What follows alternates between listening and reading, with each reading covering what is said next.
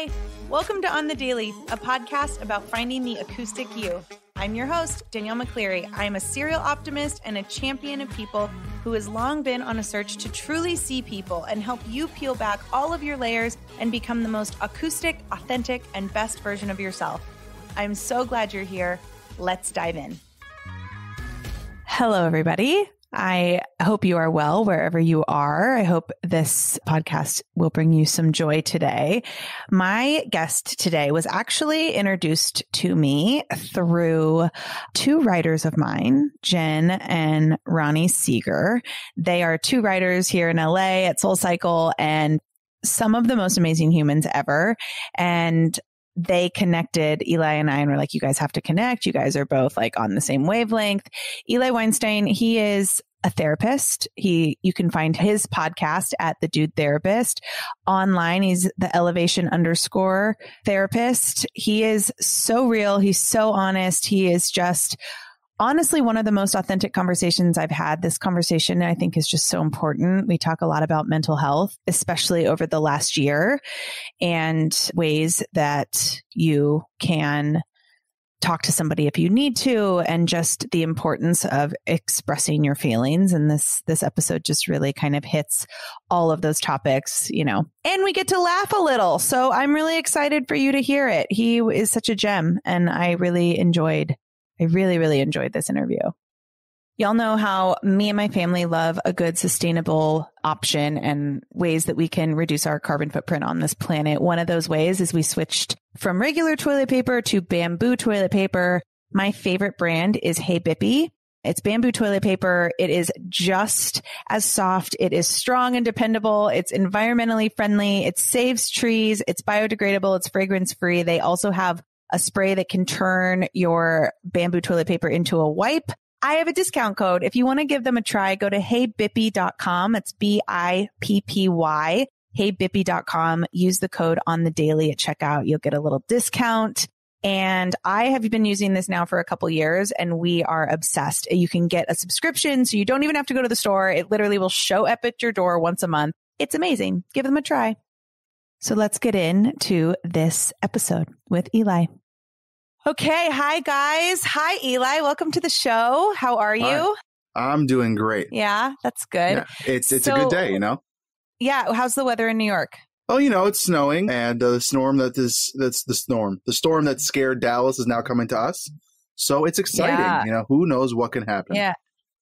Yeah, it's like 70 degrees in LA right now. It's actually like really nice today. Oh, so I thought you were going to say, oh, it's really cold today. I'm like, you know, it's 70 degrees. And I'm like, don't even. No, it was really cold. Like our days for LA, we didn't get up past like the 40s for a week, which is like really cold for Los Angeles standards. So, okay. So I start every episode with a clearing. So we both can like clear something, just anything that could keep you from being present, anything that's on your mind, whatever it is. I just think I always think it just like makes me more present. So because you are our guest, why don't you go first? The stress that I'm having about my potential test that I'm taking from LCSW. Oh. Wow. Wait, what's LCSW? Licensed clinical social worker, which means I can have a private practice. Oh, awesome. Okay. So you're about to take that test. In a couple of weeks, yeah. And so that would be very stressful. So deep breaths. Yeah. So one of my dogs passed away a couple nights ago, and we have another dog, Sky, who's our husky, and she is like very depressed right now. And I obviously like left her out of the room, and I'm like, part of me is like, I hope that she doesn't think I don't love her because she's out in the hallway. Like when she comes in here, she'll howl. So it's either like howling the whole time or a few minutes of her having to be in the other room. And so that's why I keep like looking at the door as if like, you know, I can communicate with her telepathically. I'm sure you can. You know, it's interesting how that works. When I was growing up, my family had birds. We had a male and female bird, and the female got sick and the male passed away from being so alone and sad. And the female survived and lived like 10 years longer, which shows you women are stronger than men. But secret time. But it's just funny how, you know, we think we have the total control of emotions as human beings, but animals are pretty in tune to that stuff as well. And it's so heart-wrenching. Oh, it's yeah. amazing. Animals are so empathetic. Like my dog, Maggie, she was 12 and a half. Like I've had her since she was 6 weeks old. She's my girl. And literally the day after my dad died, she started to limp and lose control of her body. And it was like, cause they say animals will like take the grief of someone. And you ever see those videos about like those people at the graves? Yeah. Those dogs? Yeah.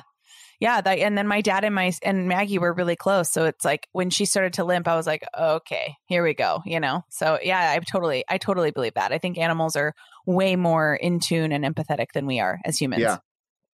Yeah. So I want you to tell everybody, who are you? Where are you? What do you do? I know like you are a men's therapist, which is so awesome. I would love for you to just like talk about your journey to that and like why that career? Well, I'm not really a I just happen to be a guy that works with everyone. I'm just a dude, that's why my podcast is called The Dude Therapist. But I talk a lot about men's issues because it's not as common to bring it out and be vulnerable about men's issues. It's like a very hidden thing to like stigmatize men to talk about their emotions. It's kind of a condition of like being a man, be strong, be tough, don't talk about it, keep it hidden, be a man, suck it up. So on the podcast and even on my elevation on my Instagram, I talk a lot about being a dad, being a husband, men's issues, whether it's come body image, anxiety, all those kind of things that come up with everyone. So I'm not specifically a men's therapist. I just happen to work with men as well, and I am a guy. So that's really where that passion comes from. Yeah. And so what got you into it? And I think I just assumed when you said dude therapist, like you were a dude's therapist. Like I was like, so I think maybe I should change the name to my podcast. I mean, I don't know. I like that you clarified it, but like what got you into that line of work? What was it that made you want to be a therapist, and like how has that journey been for you? Well, I love people. I love talking to people and dealing with people. And I wanted to help people on their journey of like start to finish, or even like in the middle of it when there is just so much suck and terribleness and pain of change. And life is constantly changing. It's inevitable. But at the same time, I wanted to be there during people's happy times and successes and really connect to someone on a real level. And I thought about being a doctor. I'm not smart enough and don't have the passion enough to be that in that school for 10 years. And I thought, what else can I do that deals with people? And I said, you know what? I want to be a therapist. People joke around with me that if you just put like a smiley face on a wall, I could talk to that wall for hours. So I am someone who always is conversational, can talk to people, and I'm a good listener. So I thought, okay, let me take my skills. What am I good at? What do I love doing and gives me passion? And that's being a therapist. Yeah. What are your like non-negotiables in life? Like in terms of like, because you obviously being a therapist is like your dream job, but what are like the 3 pillars of that really kind of resonate with you the most? For me, it really is about community and connection and support. So my family, I grew up in this environment of supporting one another no matter where you were in your life. I'm a religious Jew, and I grew up in a home where it was very open and loving. And that's what I want to give to someone else. So like my ideal client, when I work with a client, the thing that gives me so much passion is like the young adult, like the teen to young adult, like 13 to like 30, 35, because that's where most love is needed, where they might not have gotten love earlier or don't understand what love truly means. And I can be that loving presence in their life, that positive energy. And so for me, non-negotiables is I want to give a sense of support and love and community, but at the same time, make sure that someone understands that they can be loved and can be cared for. And there is someone in their corner that worries about them. I love that.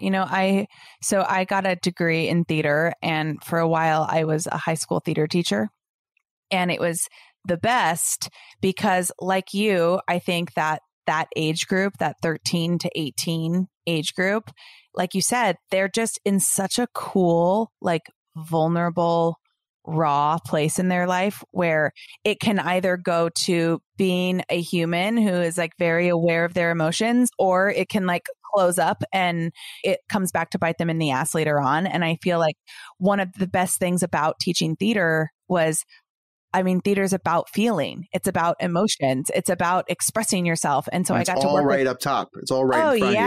Yeah. And I got to work with all of these kids that were just so raw and open. And I mean, first of all, kids these days, when I was young, like if you were a theater kid or if you were gay or whatever, like nobody talked about it. Where now kids are so self-aware. I mean, the amount of like openness that children that in that age group have is astounding to me. It's a lot more understanding and empathetic than when I was a kid. Yeah. What do you think that is? Like, what do you think the shift was? I think it's society. I think if you look at mental health and the society of mental health, I actually had a discussion with a client today. I have a client who's transgender, and we're talking about what that is and opening up to family and that understanding and that love and openness. If you just take a look at mental health for a second, this looks bad as for the mental health profession, but this is what happens when society changes. In the 70s and 80s, homosexuality was considered a diagnosis of mental health. You were mentally ill. That was the stamp that you had if you came out as gay or part of the LGBTQ community. And that shifted. It was taken out. It was like, okay, that's not right. And society has become more accepting to the other, whatever that is, the other person. And finally, and we're not fully there. We're not fully there when it comes to racism, anti-Semitism, hatred for other people that you don't understand, know, or are not educated on, or someone that you feel threatened by because they're different, which doesn't mean that they're bad, because that's what makes this world beautiful. There are different people with their own unique lifestyle and their own beautiful things. And that's amazing. But I think that's what has changed. I think kids are embracing that. And it also depends on where you grow up and what area. There are certain areas in the world that don't have that same outlook. And that's like a very hatred-filled area. And it's not fun. Like if you ever hear those stories of that one kid in like some middle of America, nowhere, Omaha, Nebraska, not calling out anyone out there, like that small town where there's one kid who's gay or one person who might be different or is the only black kid in town. It's still a very real thing. Yeah. Still a real thing. Yeah. Just because other parts of the world are changing does not mean that it's not fully gotten there yet. Yeah. I know I went on a little tangent there. No, I love the tangents. It's keep the tangents coming. What do you think, like, as a therapist, obviously, over the last year, which has been nothing short of exciting, I would love to hear some of your like takeaways, just like humanity in general, I guess. Like, what are your takeaways for like what went on? It's been really hard for a lot of people. If you just look at America, just America alone, the amount of clinics that are bursting at the seams because people are finally having time to go, you know what? I'm really not okay. And I need to talk to someone, which is great. I'm sad it happened because of a pandemic, but I'm glad that people are opening up to mental health and saying, I'm really not the best that I can be. It doesn't mean I'm crazy or insane. I don't have to be that to go to therapy. I just have to be someone who struggles, which is every human being, because something is struggling in everyone's life. This kind of shone a really bright light onto the struggles that we have on a daily basis. Parenting, relationships, jobs, our life as a whole, our self-esteem, our self-doubt, our self-worth, our self-evaluation, because this took away everything. And the conversations that I've had with people as a therapist, with my clients, or even with friends or myself or my family, has been about, oh, I appreciate everything I had pre-COVID, right? Oh, when we can do this. Oh, when we can go to a concert. Oh, when we could have traveled. Oh, when we could have done this and we could have done that. And now we can't. It's taken away from us. It just shows us that when we have an opportunity to take it, to do it, because you don't know what that next year is going to bring. And that's not like a sad reality. It's just the truth of life. Life changes and things happen that really crush us. And this changed everything. Yeah. Do you feel like people, you kind of just said it, but do you feel like people are more open to talking about their mental health? I don't know if people as a whole are more open. I think it's becoming more of a need. Because if you're pushed into a corner, like we're animals, right? In the deep, our lizard brain, the base of our brain, we need to survive. It is our base instinct to survive something that happens to us. So if we're pushed into that corner, it's either fight or flight. We're either going to go for it and work on it, or we're going to be crushed by it. And people are either being crushed by it in their homes, or they're going to get help. Yeah. You bring up a good point, because when COVID started, And I'm an introvert, but obviously you would never know that because I work in a profession that I'm like, "Wah!" And like most people just assume that I'm an extrovert because I like need all the people. Good quotes.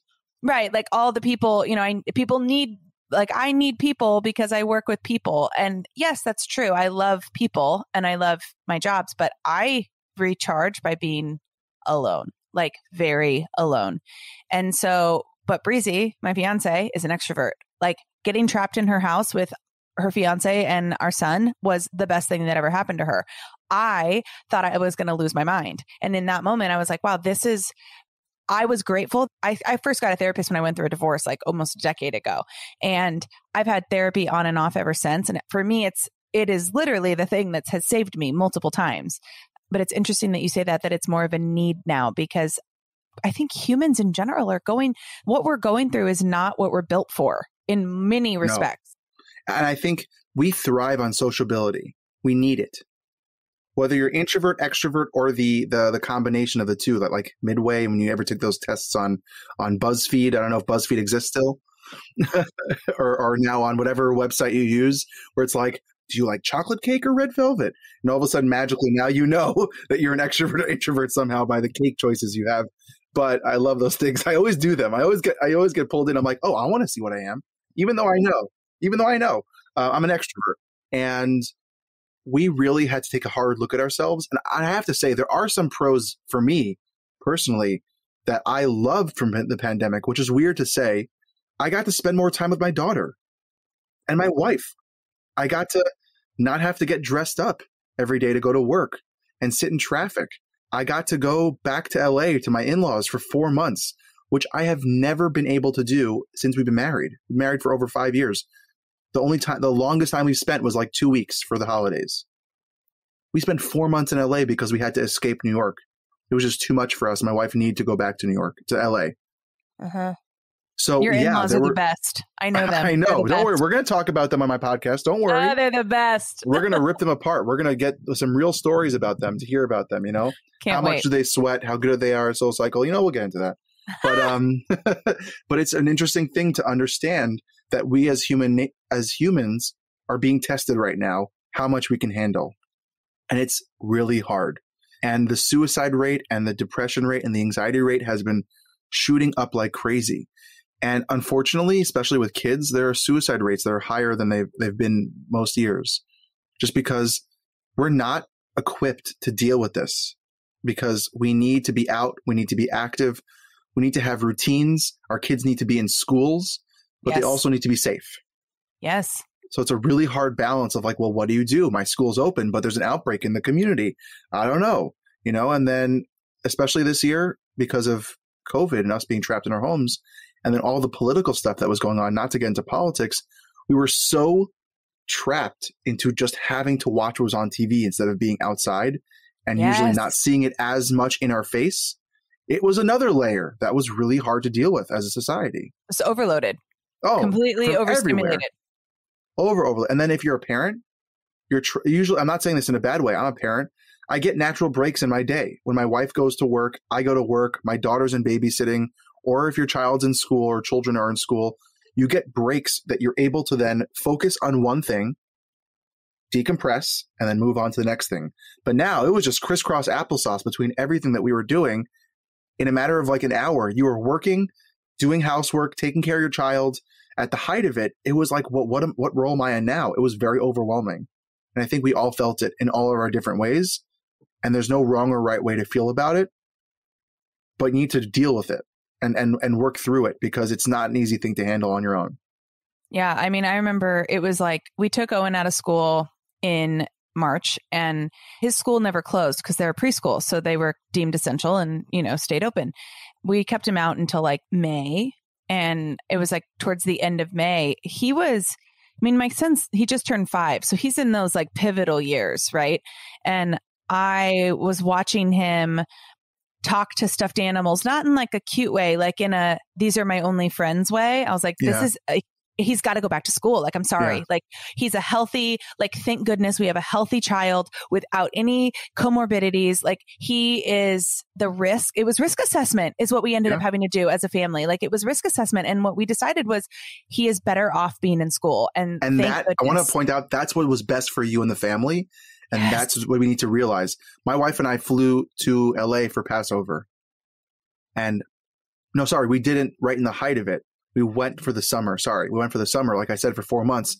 And people were like so judgy, like, what are you doing? And how could you be there? And I said, this is what I said to them. I said, we're doing all the precautions we need. And it's my right. I'm being safe as possible, but emotionally and for my sanity, I need to do this for my wife, for my family, for me.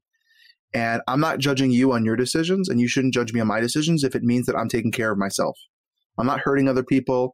I'm getting tested pre, post, masks, hand sanitizer, Clorox wipes, the whole 9 yards. I had a bag like this big, Ziploc bag, that I used to wipe down the airline, the whole 9 yards. And in the end, we're all okay. And we have to do what's best for us to keep sane. Right, because mental health is right. Well, because I think for so many people, it was all about like our physical health. It was all about staying healthy and staying, but mental health was something that is just as important. And we're seeing the repercussions of that now with, like you said, the suicide rates are up and like depression is up and alcohol, drug dependency, like it's all up because mental health was like totally thrown off to the side. And then you have the opposite side of all the shout out to SoulCycle and then, and Peloton and all these home workout things are now their sales are boosting because people went, they said, okay, well now I'm stuck at home. Let me make the most of it. Then you have shame and guilt about yourself because you look at other people on social media and you're like, well, they lost 20 pounds and they now have abs and, and they eat healthy and, look at the cool things they did for their kids. I suck as a parent. It's a funny thing because usually you don't notice that stuff as much because you're doing your daily life. And thank God I still have a job. I work from home. I started the podcast during COVID. I'm like, you know what? Let's just go for it. This is the time to do it. And great things have happened during this time. That's why I love when John Krasinski did that whole thing, Some Good News, because it just showed us that it wasn't all bad. Yes, the world was falling apart around us, and we have never dealt with this since 19, whatever it was. Yeah. And that was like less than half of the population that we have now. Yeah. And on top of that, they didn't have social media, so we didn't hear about it all the time. And, then you hear a lot of sad stories, and I know people who have passed away, and you yourself have experienced loss, and it's very painful. And it's very sad. And we need, as a society, need to come together to support each other instead of judging each other and hating on each other, to support each other, because this is the first time in our lives that we are all going through something together. The entire world. I'm not talking about 9/11 where it was just America or just, maybe New York that really felt it the most, or a war in another country that we don't know about because it only was in that country. Yeah. You mentioned something a little bit ago. You talked about see other people doing stuff on social media, or like you'd see, stuff and then there'd be guilt. Talk about that a little bit, because I think there is guilt around what you were or were not doing for your child. There was guilt around if you needed time away from your child. There was guilt around if you were traveling because it was good for your mental health. There was guilt around you were working out, or were you just watching other people work out while you ate chips on your couch? Like there was so much guilt happening around every circumstance. And at some points, I just kind of would look at people and be like, you got to just do. I mean, we kind of touched on this, but like, talk about like the guilt you saw as a therapist. I mean, how much was there? Always. And I don't think it was just COVID that brought the guilt on. We always have had guilt and shame. I mean, if you look at just the success of Brene Brown and talking about vulnerability, and the idea of shame and doubt and self-esteem, it's been going on forever because we always are comparing to the other person about what they are doing better or different. Would I love to look at someone else and be like, I want to look like Mark Wahlberg? I'm not. Who wouldn't? I mean, come on. I would love to have half the discipline that man has. 4:00 in the morning, he wakes up every day and works out, and he does it and he documents it. And it's not like he's joking around. He's a very serious, committed person to working out. Good for him. I'm not at that level. But if I compare myself to him, I'm stealing what I could do for myself. right? I'm automatically taking away the success that I potentially could have by waking up at 6 or 7 and still starting my day and doing everything I should and can be doing with myself. Same thing with parenting, right? My parenting style is going to be very different than yours or anyone else's in the world because we're different parents. No matter how many books, no matter how many podcasts you listen to, how many therapists you talk to, each child is different and beautiful in their own way. And to start comparing, well, I did, arts and crafts with my kid would have eaten the arts and crafts. And I don't want my kid eating arts and crafts. So we didn't do arts and crafts. So instead, we went to LA and we went outside every day and she loved that. And if it works for your kid, here's my biggest rule of thumb. If you are doing the best by your children and your family and you are not hurting anyone or yourself and you are truly living as best as you can for what you can do right now, that's all you can do. And it's really nice to look at other people on social media and see all their stories, myself included. We all try to curate good pictures and make it look nice and lit up really well and all those kind of things with the right angles and the right filters and all that stuff. But that's not real life. Today I posted on social media about the idea of superheroes. Marvel came out with a documentary called Behind the Mask. Yeah. And I started watching it and the first line said something. It totally hit me really hard. He said what makes a superhero, what made the comic book Marvel so famous is because they actually focused on the person behind the mask and the costume was just a costume. So when Peter Parker jumped off the roof, you felt what Peter Parker was going through when he jumped off that roof. When Captain America or Iron Man, you felt that pain or that inner psychology that was going on. It wasn't just Iron Man, it was Tony Stark. There was someone behind that mask, someone behind that costume. And that's who we are, right? If you look online, people are posting all these beautiful pictures, but we have no idea what goes on behind the costume, behind that mask that we put on for other people. So take it with a grain of salt because you have no idea what's truly happening in their life. I posted recently, Demi Lovato's coming out with an amazing documentary soon about her. I can't wait. I posted on my stories today. I can't wait because I love when you see people who are in the limelight, who we think just have it all together and have all this fame and fortune and success. Even Hannah Brown from Bachelorette posted recently about her body image issue. And I've been posting about it like crazy because it's important for people to realize that just because you see it and they show you something does not mean that they have it all together behind the scenes. So take a deep breath, do the best you can with what you're doing in your life. And that's all anyone asks for you. No one is asking you to be perfect or amazing like other people might look like they are. Yeah. Yeah. That was my other rant of the day. No, I mean, you just literally mentioned what you just described was like what I call living acoustically. It's like taking off the layers and living as like open and raw and like you as you possibly can. And that's what you just described. So I'd love to know in your life right now, living authentically, how is that showing up for you right now? Well, I've always tried to do that. I've never tried to fake it. It was not who I was. I never, maybe I wasn't cool enough to fake it. When I was in high school, I didn't have the skills. I was just who I was. I was like, here I am. And if you like me, great. If not, not. It doesn't mean I'm going to be a mean person. I'm just going to be me. And that's something that I valued as myself. I'm always authentic. I'm very honest and real. And that's how I try to step up on social media. That's why Elevation started. That's why the Dude Therapist was created for me as a person to talk about mental health in a very honest, in-your-face way and not sugarcoat it with statistics or with big words or with big numbers or fancy, cutesy things, but real, like, anxiety sucks. Depression is like this. Here's what it's like to be a new dad. Here's what it's like to go through infertility. Here's what it's like. All those things that I have gone through, or I know people who have, or the clients that I work with. Of course, I keep it, very confidential if I ever talk about clients. But in the end, it's about being real and honest about mental health. And I love when accounts are real. That's why I love your stuff. It's just real and raw. There's no sugarcoating. It's not like, sometimes you have those good vibe things because those are amazing pictures. And that's awesome. And it makes me feel great. But when you have that post that really gets into the nitty gritty about something, that like shakes you to your core and you're like, yes, you're human, I'm human. That's a connection. And that's what authentic life is. And it doesn't mean you have to show up for other people or be something for other people, but you're there for yourself. And that's what is attractive about most people. Confidence and authenticity is what is truly the most attractive trait that anyone can have. Yeah. So what's your, like, you mentioned you're about to take a test so you can have a private practice. So what's like a 5-year vision for your life right now? It depends on the day that you ask me that question. Yeah, same. If you ask my wife, I have all these goals and dreams of my life, and I truly would love to be a household name for therapy. I know that seems ridiculous and crazy, but I want to write books in the next 5-10 years. I want to be on talk shows and be on TV and be that mental health professional that people with a voice are reaching out to spread mental health.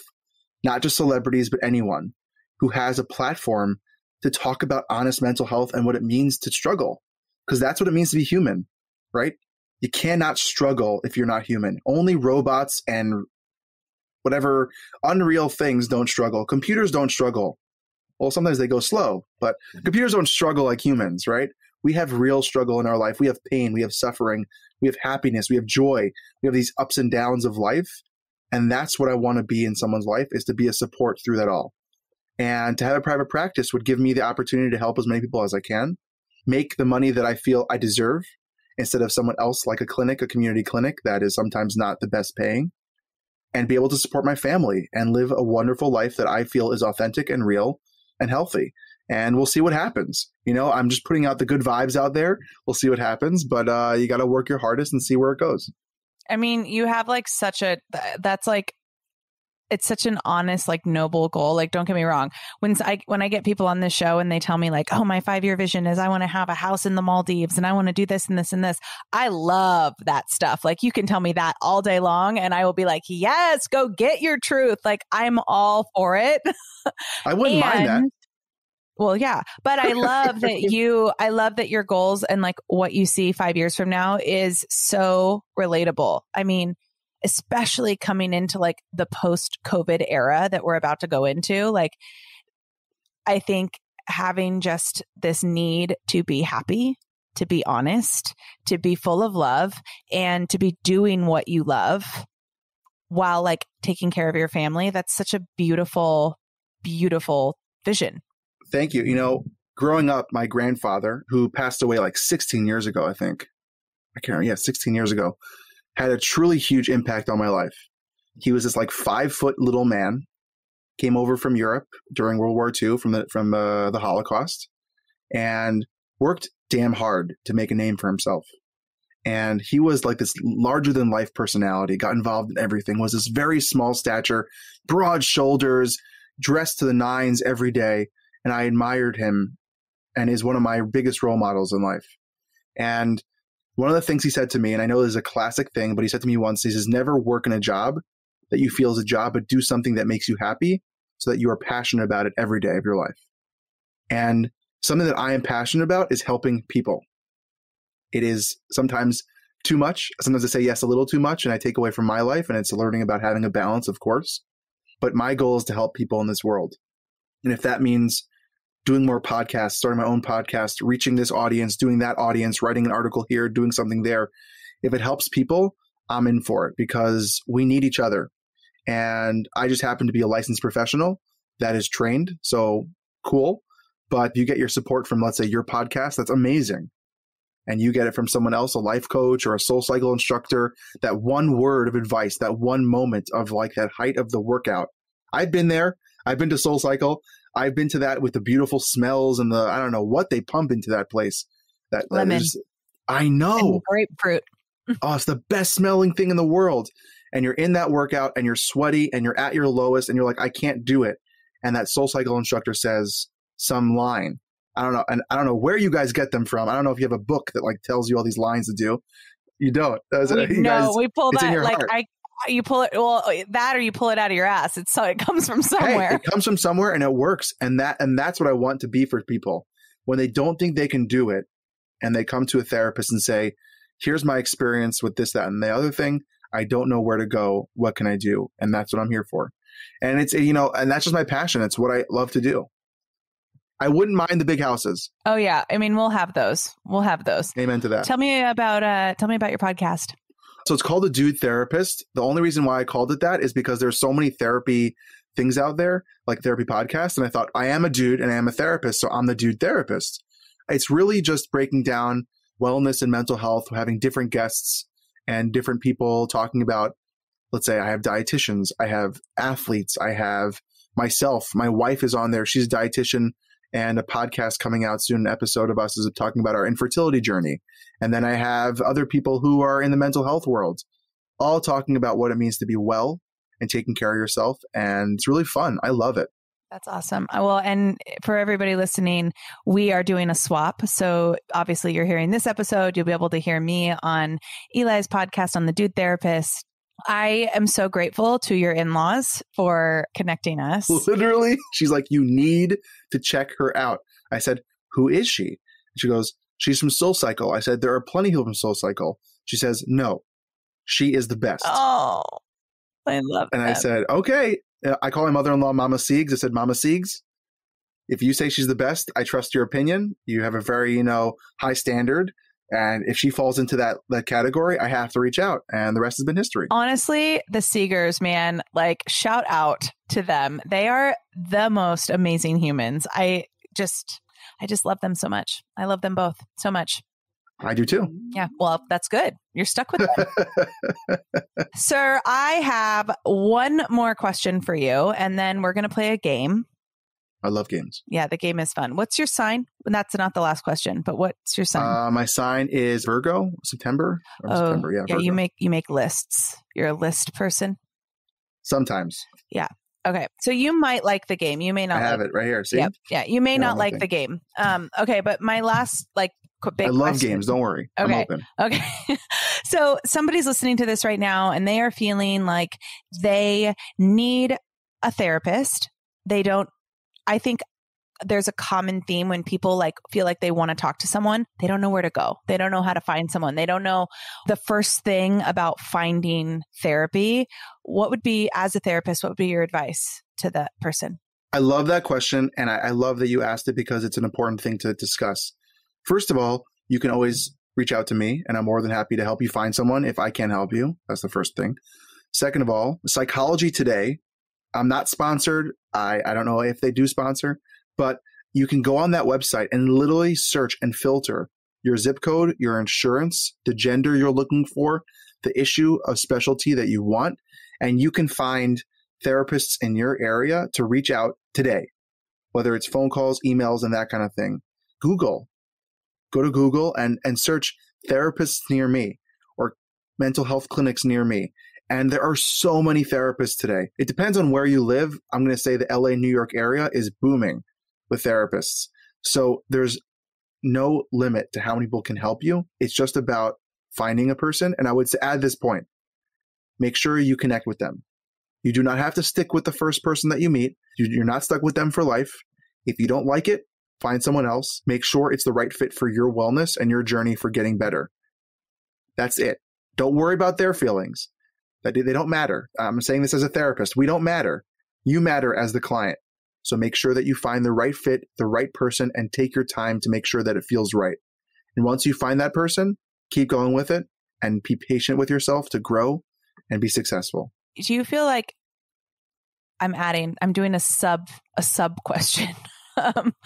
Do you feel like, because I know I've talked to people that say, oh, I used to have a therapist, but obviously with COVID, everything's online and it's just I'm worried it's not going to be the same. Do you find that virtual therapy is as effective? From a therapist perspective, not really. The in-person connection is something that you can't replace, but I would say that it's better than nothing. So if you have a choice of nothing or virtual, I would take virtual. And this is not forever. And who knows if your therapist is vaccinated? Who knows what their policies are and what they're doing? Maybe they are going to see people soon in person. So be patient, and it's better than nothing. It's better than talking to someone who's licensed and a specialist is better than just sitting with yourself with your thoughts, because that's not going to get you very far. Or relying on your partner to be your therapist. Oh yeah, don't do that. Yeah, I mean, that's one of the reasons why I got divorced many years ago, because my ex was very sick. He had a lot of he was bipolar. He had a little bit of schizophrenia going on and refused to get help. But I was like, listen, I'm not your doctor. I'm not your therapist. I don't want to be those things. Yeah. And it doesn't mean you can't be supportive as a spouse or partner. Totally. There's just a limit to how much you can handle, because sometimes it's just out of your confines of your understanding and how you can help someone. You can be loving, caring, and empathetic, but at some point someone needs extra help. And that's what therapists are for. And a non-bias Yes. voice. Yes. Objective, loving person. Yeah. Well, thank you for that. Of course. Where can people find you? Obviously, the podcast is called The Dude Therapist. Where else can we find you? I have a website, elevation.org. It's my name, ELIVATION. I have a social media Instagram account, elevation_therapist. You could check out my website and find all my stuff on there, my content, my blogs, where I've been featured, and reach out whenever, however. I'm pretty much on social media, so you can just DM me or talk to me. If I can't help you, like I said before, I'm more than happy to help you find someone who can. Awesome. Are you ready for this game? I'm ready for the game. Okay, the game is called Quick Fire. Ooh, I love fire questions. Oh, good. You get 1 minute. I'm going to ask you as many questions as I can. We're going to see how many you get. Like, it's not like you don't explain your answer. This is literally like. I got it. One word. Yeah. You ready? I'm ready.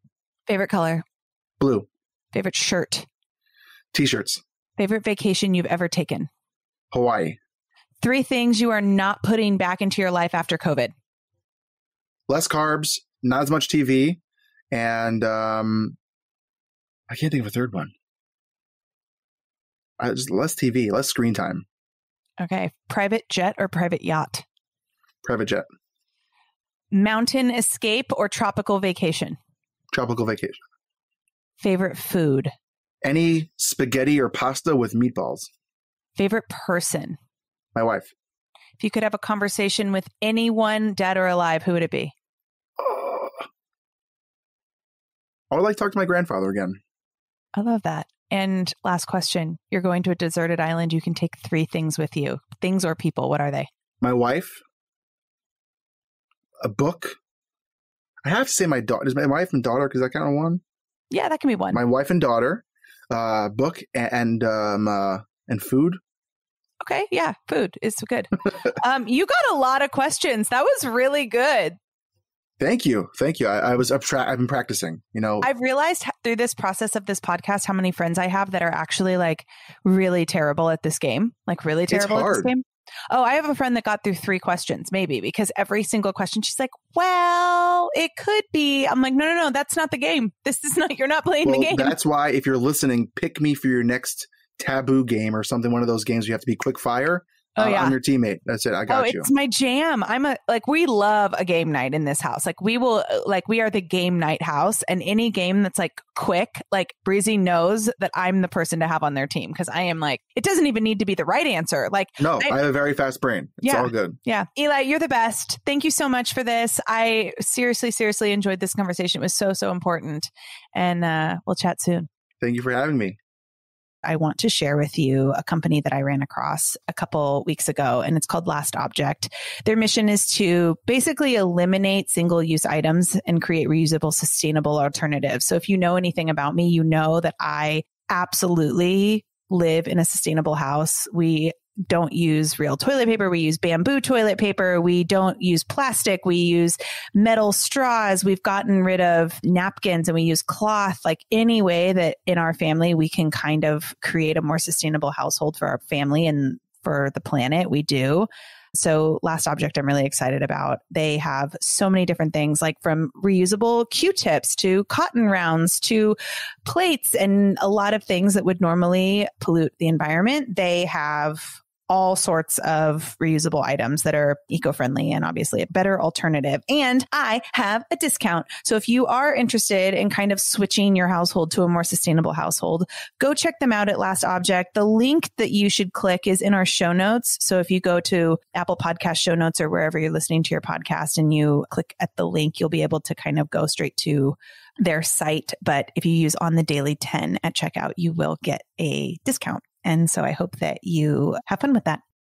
Seriously, I think interviews like that are one of the main reasons why I do this podcast, because I think like mental health specifically is something that everyone struggles with at some point in their life, or at least just feeling like you need to talk to somebody, or, like we talked about, just guilt in general over the last year and kind of getting it out there. And like he said, everyone has feelings and they are normal, and there are good feelings and there are bad feelings, and it's okay to talk about them regardless of who you are, I think was just really, really valuable. So I hope you enjoyed that as much as I did. Next week, we will be back on Tuesday with my friend, Kelly Balch. She is, I don't know if this is like a critically acclaimed thing, but it's definitely my personal opinion. She is one of the best LGBT and lifestyle photographers in the world. She is so spiritual. She does past life regressions. She is an author. She's a proud member of the LGBT community, and she is just an overall very dynamic, amazing human being. And I know that conversation is going to be one for the books for sure. So make sure you listen to that. Reminder, we do have episodes every Tuesday and Friday. So Tuesdays are the interview episodes. Fridays are episodes with just me. So make sure, if you haven't heard, if you are just joining the podcast, if this was your first episode, welcome.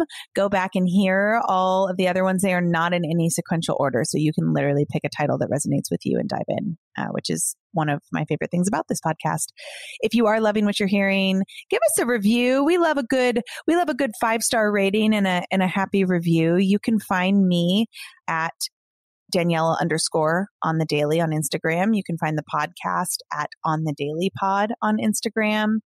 You can always slide into my DMs. Tell me what you're loving. Tell me what you want more of, or just connect, say hi. Tell me that you've been listening. I just adore getting to connect with all of you. This podcast has taken off in such a beautiful way, and the community that is developing from it is really, really special. So if you haven't subscribed to the podcast, make sure that you do hit that subscribe button. We grow through networking. We grow through word of mouth. So share it with your friends, and we will see you next week. Have a good day.